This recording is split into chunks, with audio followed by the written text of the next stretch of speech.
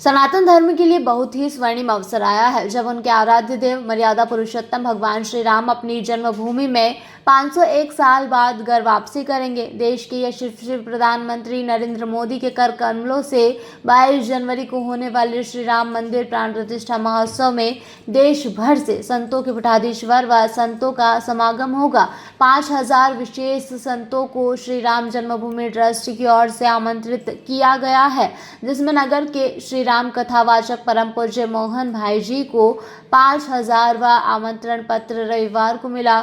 श्री राम कथावाचक मोहन भाई जी ने मीडिया से चर्चा में बताया है कि जो संत भगवान श्री राम की भावार्थ श्री राम कथा का 100 बार वाचन करता है उसे भगवान के दर्शन का सौभाग्य प्राप्त होता है। मेरे जीवन की 99 कथा सेगांव नगर में अभी चल रही है और भगवान श्री राम का बुलावा आया है। मैं अपने आप को भाग्यशाली समझता हूँ कि देश भर के संतों में मुझे निमंत्रण पत्र प्राप्त हुआ। यह हमारे गांव व जिले के लिए भी गौरवान्वित करने वाला पल है जब हमारे सनातन धर्म के आराध्य भगवान श्री राम अपनी जन्मभूमि पर 501 वर्ष बाद पुनः स्थापित होंगे। इस ऐतिहासिक पल का साक्षी बनने का सौभाग्य प्राप्त हुआ है। मंगलवार को अपनी कथा का विराम देकर संत श्री मोहन भाई जी श्री राम जन्मभूमि अयोध्या प्राण प्रतिष्ठा महोत्सव में शामिल होने निकलेंगे। जैसे ही आमंत्रण मिला वैसे हृदय प्रसन्नता से भर गया।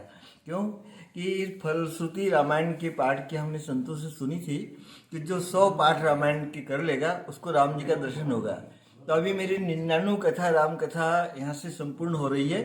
तो 100 कथा होने के पहले ही राम जी के दर्शन भी हो गए और राम जी ने अयोध्या में बुलाने के लिए निमंत्रण भी दे दिया। ये मेरे लिए परम सौभाग्य की बात है, मेरे परिवार में सौभाग्य की बात है, मेरे गांव वालों को सौभाग्य की बात है और पूरा समय वातावरण हो गया आमंत्रण आने से।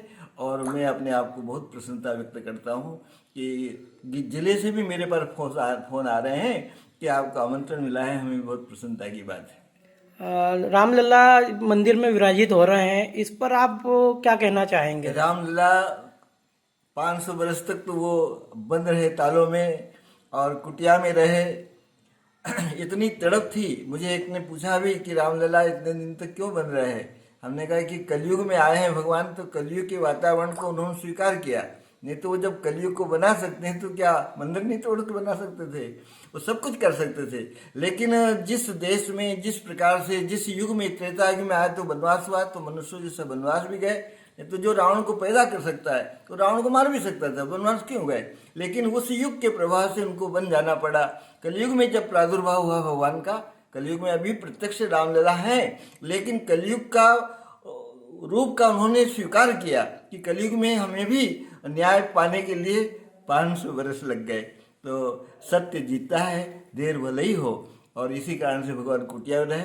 और रामलला जब बाहर निकलेंगे तो आप ये देखना कि दिव्य प्रकाश फैलेगा वहाँ पर, और उस प्रकाश में रामलला के प्रत्यक्ष दर्शन लाखों करोड़ों संतों को होंगे जो भी वहाँ पहुँच चुके हैं।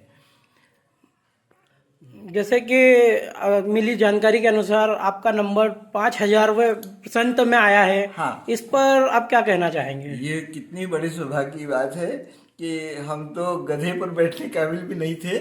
हूँ तो खर को असवार, तो ही नाम गयंद चढ़ायो।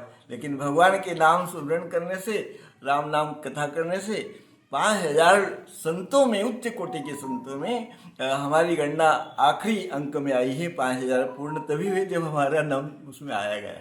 तो बहुत प्रसन्नता की बात है हमें। क्या नाम लिखते हैं आप? मोहन छोटू पाटीदार, और प्यार से लोग भाई जी कहते हैं मुझे, राम कथावाचक। सेगांव से जय गुप्ता की ये रिपोर्ट।